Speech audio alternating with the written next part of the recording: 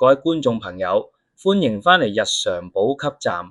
今日同大家講一款超級食物薑黃，唔少朋友屋企廚房都有。咖喱入邊嘅黃色調味就係佢，無論中醫定西醫都話薑黃素勁有用，抗炎、抗氧化、預防心血管問題、護關節，甚至防癌同抗憂慮。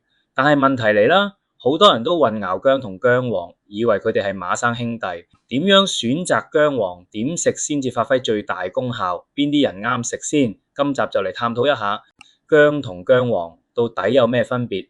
其實薑同薑黃就好似住同一棟大廈嘅鄰居，屬於薑科植物大家族，但係唔同屬性、唔同樓層，兩樣都係食根莖部，煮餸定做藥都得。研究指出，從中醫角度睇，兩樣嘢嘅性格同功效真係差好遠。先講我哋日日見嘅生薑，屬性偏辛溫，主要歸入肺、脾、胃三條經絡。平時我哋凍親、咳嗽、胃寒嘔吐、經期肚痛，或者坐車搭飛機暈浪，含住一片生薑，飲杯薑茶，即刻舒服啲。佢嘅核心作用係幫我哋補脾胃氣、暖肺散寒，係居家必備嘅溫暖食材。至於今日主角薑黃，味道同薑唔一樣，辛中帶少少苦，屬性偏辛，苦溫，主要歸入肝、脾經絡。中醫入邊，薑黃係行氣活血、通經止痛，無論係關節痛、肌肉酸痛，定係經期不順嘅換痛，薑黃都幫到手。而且佢入邊嘅薑黃素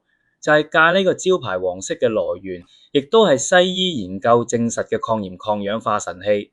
唔怪得咁多養生人士話佢係護心防癌嘅超級食物啦。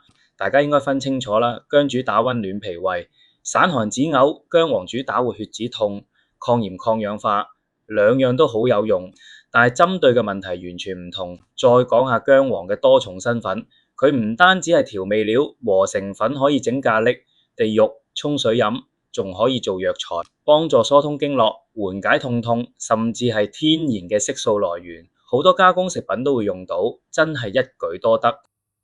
講咗咁多薑黃嘅好處，相信大家最關心點揀薑黃先至好，點食先至最吸收。其實揀薑黃最好揀原色鮮明、無變霉、無異味嘅根莖，或者選擇信譽好嘅薑黃粉，避免買到添加色素嘅劣質貨。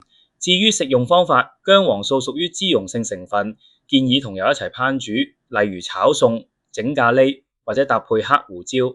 胡椒入邊嘅胡椒鹼可以大大提升薑黃素嘅吸收率。當然啦，任何食材都要睇體質。如果你本身係易上火、陰虛火旺嘅體質，就唔好過量食薑黃。另外，孕婦食用前最好諮詢醫生意見。總結一下，薑黃唔係薑，揀啱食啱先至發揮抗炎防癌嘅功效。最後問大家，你中意點食薑黃或者咖喱？歡迎喺留言區分享你嘅食法同心得。記得訂閱日常補給站。中意呢條片嘅話，記得俾個讚，分享俾身邊朋友。我哋下一集再見，拜拜。